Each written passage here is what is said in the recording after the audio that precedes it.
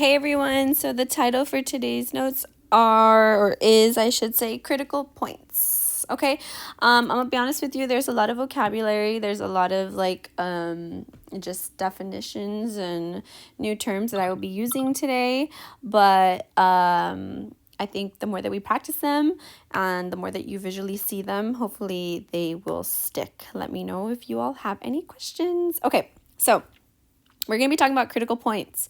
Now, critical points are essentially points on a graph where changes in either direction or shape occur. Okay? So if a change in direction happens, those points are what we call extrema. So to read the definition for you, extrema are points where the graph changes direction. And then whenever there's a change in shape of a graph, those points are what we call points of inflection. Okay?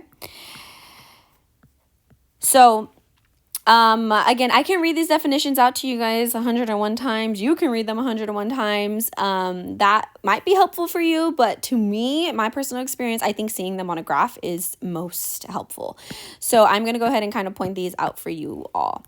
So let's start off with extrema. So remember, extrema, think changes in direction. So just by looking in this graph, I can see an extrema there and there. Now, why are those considered extrema?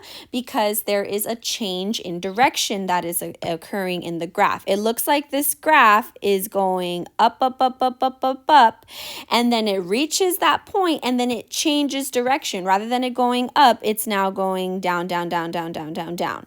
And then again, it reaches that point and then it changes direction and now the graph is going up, up, up, up, up, right? So I don't know what's happening with this highlighter. I don't know why it's not highlighting properly.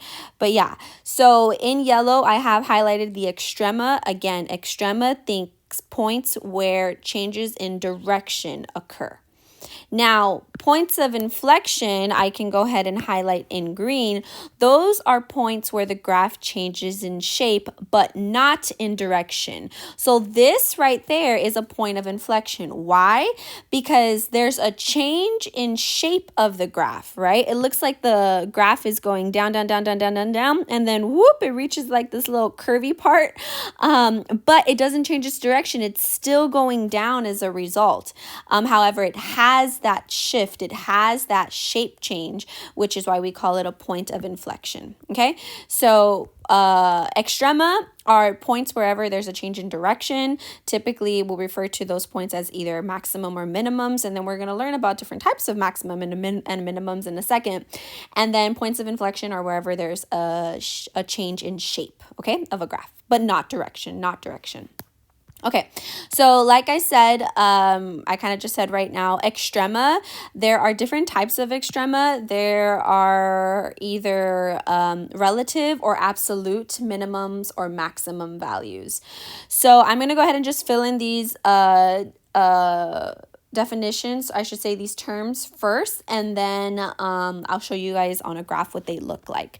So this first one is what we're going to call a relative max. And again, it is important to read out those definitions, but maybe just do those independently. I'm not really going to read those out for you because sometimes those words can just get a little confusing. So, like I said, just paying attention to the graphs themselves might be more helpful. So that's a relative minimum, and then this is an absolute minimum.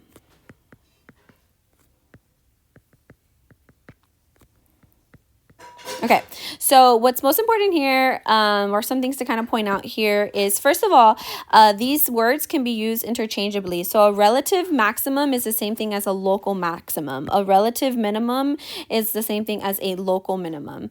And those are points where you have a maximum or a minimum occur, but they are not the biggest or the lowest, the highest or the lowest maximum or minimum that is occurring. So for example, this point right here is a relative max. Why? Because obviously there's a max there, there's a change in direction. However, it is not the highest point of the entire graph. Same thing here, that's a relative minimum. Obviously you have a minimum, there's a change in direction, but it's not the lowest minimum of the entire graph. So in yellow, in green, those are what we would call relative or local maximums and minimums, okay? On the other hand, absolute, which I will go ahead and do in orange, absolute minimums and maximums, those are the points that are maximums and also the highest of the entire graph, right? That's an absolute maximum because not only is it a maximum, but it is the absolutely 100% maximums of maximums, right? That's how I like to remember it. Absolute is like, look, there is absolutely not anything either higher or lower than that point. Same thing over here, an absolute minimum. There is absolutely not anything higher or lower than that point. However, relative are like, well, in relation to everything around it, it's a max or a min, but it's not the biggest overall. Okay, those are the ways that I remember it. If maybe reading and kind of digesting these definitions is a little bit easier for you, whatever it is, just let me know if you have any questions, okay? So those are the different types of extrema that you can have. Remember, extremas, think change in direction, whereas points of inflection are changes in shape. That's kind of what you need to remember from up here. And then from down here, just understanding that there are different types of extrema. There are relative or either absolute maximums and or minimums, okay? So let's go ahead and let's do some examples. They just say to give the coordinates and classify the extrema for the following graphs of each function. Use your graphing calculator to approximate if needed. I do want us to kind of approximate our values as precisely as we can. So for every single one of these, I'm actually going to have you graph them on a graphing calculator rather than using the graphs that are provided. But technically, I guess you could kind of just use these. So we'll just be using Desmos for today, or I will be using Desmos because I don't have the in-person or the in-class calculators, but you could also use those. So let me go ahead and do number 2, and maybe I'll do number 4, and then you all can do the other 2 yourself. So let's start off by looking at this graph. Do you see any critical points? Do you see any extremas or points of inflection? So obviously I already forgot what colors I did what over here. I think I did absolute in orange, relative in yellow. Okay. So here, do you see any maximums or minimums? Well, obviously I see a point here. I see a point here, and I see a point here, right? Now, you want to start identifying, okay, are these absolute or are they relative? Now, these are only extrema, by the way. This graph doesn't have any points of inflection. Why? Because there's only change in direction happening in this graph. There's no change in shape, right? All the pieces of this graph are pretty smooth. There's no kind of little squiggle, like a little change in shape, just such as we see over here. Okay, so you should only be thinking extrema for this one. Now, it looks like this top one over here, this is what we're going to call an absolute max. Why is that an absolute max? Well, because there's nothing higher than this point up there in comparison to the entire graph. Now, this over here is also a max. However, it is not an absolute max because there's obviously that point in orange that is higher. So this one is what we would call an absolute max. This one would be called a relative or a local max. And then the point down here is a minimum. Now you got to ask yourself, is it a absolute or a relative? And because there are other lower points, right? Obviously, all of like this down here is lower. All of this down here is lower. Those are all values that are even lower than that minimum. that inside value is what we would call a relative minimum or a local minimum.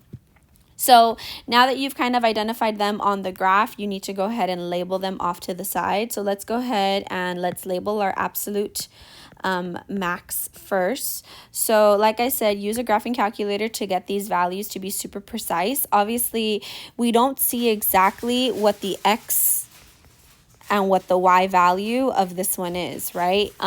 It doesn't, like, it's not a clean point. It's not what we call a lattice point. So we can go ahead and just type the function onto Desmos, and then Desmos will give us the points. So let's type in negative x to the fourth, negative x to the fourth, plus 4x squared, minus 2x, minus 4. Okay, so this is the same exact graph I have on the paper, just a little bit more precise. So I can go ahead and click on these points to figure out what they are exactly. So it looks like that absolute maximum is about negative 1.5, comma 2.9.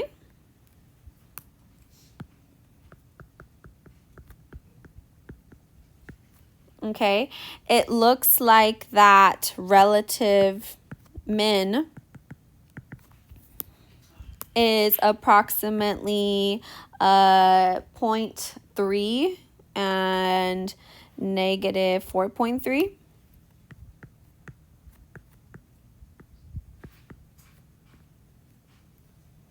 And then lastly, our relative max is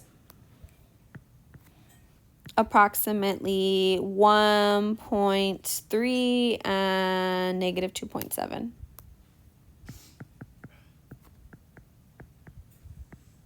Okay, so I've identified my 3 critical points: my absolute max, my relative max, and my relative minimum. Okay, I know I said I was going to do number 4, but you guys can actually do number 4. I think the only thing you need to understand in number 4 is that, we see a point of inflection. Yeah, this one, obviously the direction doesn't change. It's going down, down, down, down, down, down, down, but then it has a change of shape there. It has that little curve, and then it continues to go down.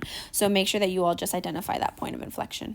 Okay, so go ahead and practice number 1, 3, and 4, and then we will go over those in class. Now, let's go on to the last part of this set of notes. So in addition to identifying critical points, you all should also know how to identify increasing and decreasing behavior. So first thing, or something to consider, something to remember on this one is, first of all, you always need to read a graph from left to right, just like you read a book, okay? So always start at the leftmost point of the graph and then analyze it going left to right. And obviously, moving from left to right, a function can either increase or decrease or remain constant on certain intervals. The other super important thing on this is that when you give me the intervals that are either increasing or decreasing, make sure that you give them to me in respect to x values. So you have to give me the intervals using x values, okay? A lot of students forget to do that. That's an X. Sorry, I don't know what happened to my writing there. That looks like a star now. Using x values, okay? Using the domain, this is what we call that. Using the x-axis, however you want to refer to it.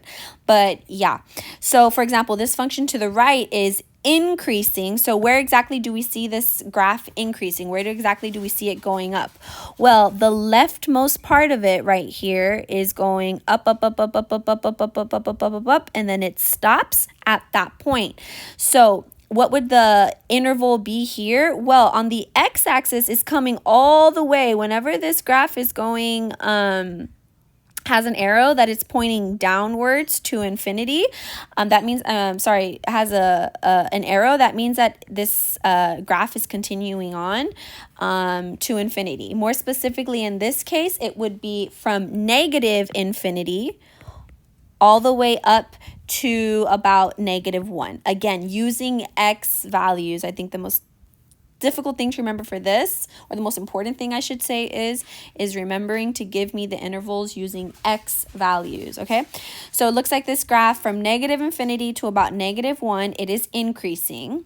And then from about -1 to 4, I think that is, yeah. -1 to about 4, it's constant, so it's not increasing or decreasing, it's just saying constant. And then lastly, from 4 to positive infinity, now this graph is decreasing, okay? So from 4 to positive infinity. All right, so just remember that you have to give increasing and decreasing intervals using x values, using the domain. Okay. So again, these values on the x-axis. I will go ahead and do maybe 1 or 2 of these. So again, you're just identifying the intervals on which it is either increasing or decreasing, and then using your graphing calculator to approximate if necessary. For numbers 5 through 7, they don't even give you the function, so you have to just use the graph that's given. However, 8, 9, and 10, they actually do give you the function, and what I mean by that is right here, like they give you the function so that you can go on to Desmos to type it. For this one, they don't even give you the function, so you just have to analyze the graph that's given. I will go ahead and do number, I don't know, I feel like you all can maybe do 5, maybe I'll skip to 7. So on number 7, remember, first of all, you have to read these graphs from left to right, just like you read a book. So left to right, here, you start off here. Now just follow the curve of your of your pencil, or of your, in this case, the highlighter that I'm using, right? So from left to right, what is happening? Well, it looks like it's kind of maybe-ish going up, okay? So it looks like this graph is increasing. Now, on what interval exactly? Well, on the x-axis, it's showing me that this is going to continue on forever. So do we really know an x value where this graph ends? We don't. So we're going to go ahead and call it negative infinity. And then on the, now in regard to from negative infinity all the way to where? Well, again, this is just going to go on forever. So these x values are just going to keep growing and growing and growing. So this graph is actually increasing from the entire interval of negative infinity to positive infinity. Now, is this graph decreasing at all? No, it's not. So you're just going to put none. So a function does not always need to increase and decrease. Sometimes it can be only increasing, sometimes it can be only decreasing, sometimes it can be both. So this was actually probably not a good example to do, but maybe this, hopefully it makes sense to you. So yeah, let me go on to maybe one of these bottom ones. So I can do number 9. We want to identify the intervals in which it's increasing and decreasing. Like I said, I want us to be pretty precise with our intervals, so we're going to go ahead and use Desmos. So for this one, let's type in our function, x raised to the power of 4 plus x cubed minus 4x squared, and then plus 1. All right, so there's the function. It's the exact same one that you have here. Again, just your values are more precise. So let's start reading it from left to right. So from left to right, it looks like this function starts off by going down, down, down, down, down, down, down, down, down, down, down. So this is all decreasing, decreasing, decreasing until it reaches that point. So from what interval is this one decreasing? Well, it starts off at negative infinity up until that point down here. And remember, you need to give me the x values. So what's the x value of that point? Well, it looks like it's approximately negative 1.8. So you would say decreasing from negative infinity to negative 1.8. And then once it reaches negative 1.8, it looks like this function has an extrema. It changes its direction. It then starts to increase from negative 1.8 to that point right there. And that one, you shouldn't need to guess for that one. You should be able to pretty much tell me that the x value there is 0. So it's then increasing from negative 1.8 to 0. after it reaches that value of 0,1, it looks like this graph changes directions again, and then it starts to decrease from 0 to about, I can't even tell what that is, so I'm just going to go ahead and come over here. It's about 0 to about 1.1. So that's decreasing from, 0 to 1.1. And then lastly, after it reaches that 1.1 value, it then again starts to increase from about 1.1 to infinity. Okay, so in this case, this function was, it started off decreasing, and then it increased, and then it decreased again, and then it continued to increase from it to infinity. All right, so just remember to put those intervals in regard to x values, not y values. All right, go ahead and finish practicing the ones that we haven't done on these notes, and then check in with me, make sure that they're right. Let me know if you have any questions.